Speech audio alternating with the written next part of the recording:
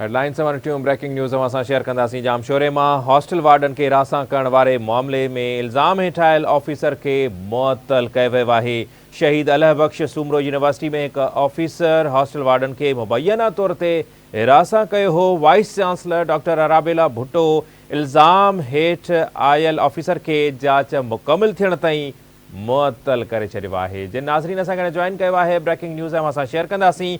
शहीद अल्लाह बख्श सूमरो यूनिवर्सिटी में एक ऑफिसर हॉस्टल वार्डन के मुबैना तौर ते हिरासा कयो हो। यूनिवर्सिटी के वाइस चांसलर डॉक्टर अराबेला भुट्टो इल्ज़ाम हेठि आयल ऑफिसर के जांच मुकम्मल थियण ताईं मुअत्तल करे छॾियो आहे।